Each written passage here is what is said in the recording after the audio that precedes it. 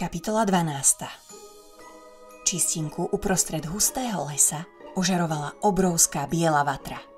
Zapálili ju bambusy a vložili do nej všetkú radosť z dlho vytúženej slobody.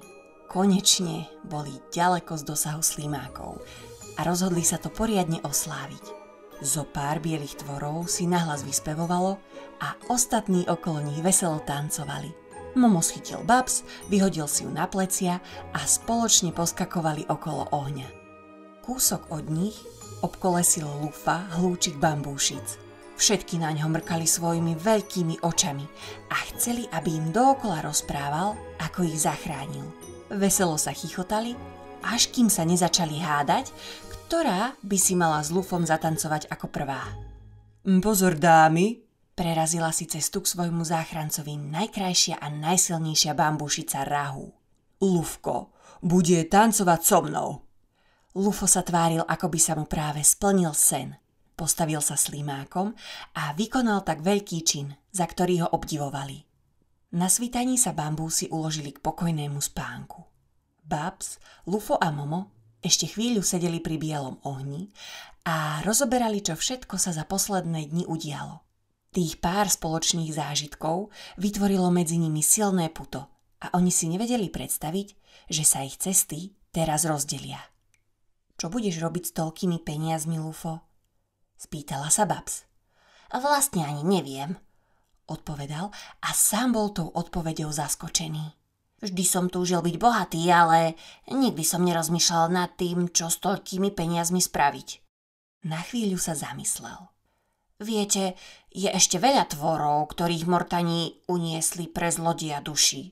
My sme skvelý tím a dokázali by sme ich vyslobodiť. S Momovou silou, s vynálezmi Babs a s mojou šikovnosťou, ohybnosťou a informáciami proti nám Mortani nemajú šancu. Počkaj, prečo my máme len jednu dobrú vlastnosť a ty až 3? Pousmiala sa Babs. Jeho nápad sa jej však zapáčil.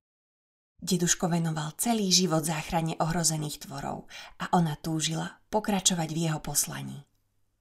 Súhlasím s tebou, mali by sme to skúsiť, povedala nakoniec rozhodne. Lufo sa zaradoval a s očakávaním pozrel na Moma. Ten sa zadíval do ohňa. Chcel si svoju odpoveď poriadne premyslieť a až po pár dlhých chvíľach povedal. S vami pôjdem kamkoľvek. Platí! Vyskočil od radosti Lufo.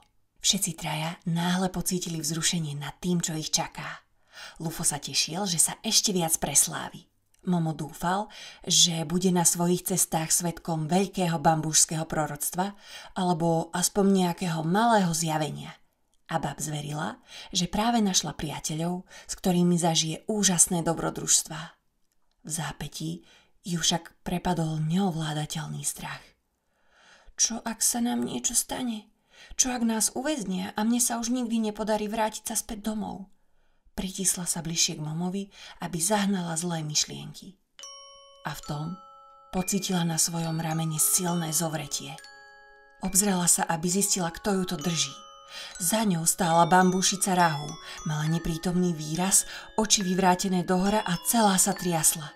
Prehovorila strojeným hlasom.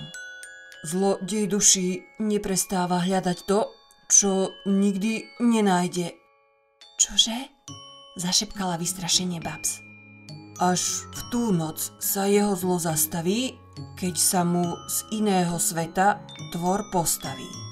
K víťazstvu však je potreba prášok spopod jazera. Rahu odporne zachrčala a spustila ešte varovnejšie. Počujete?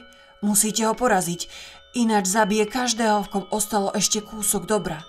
Zničí náš svet. Nájdete ten prášok. Hľadajte pod jazerom. Bambúšica sa vyčerpaním zrútila k zemi. Lufo s Momom jej chceli pomôcť, no odrazu Rahu prudko zdvihla hlavu a jej tvár už vyzerala normálne. Prepáčte, zazývala. Občas bývam námesačná. Dúfam, že som vás moc nevydesila, povedala a spokojne si odkráčala ľahnuť k ostatným bambúchom.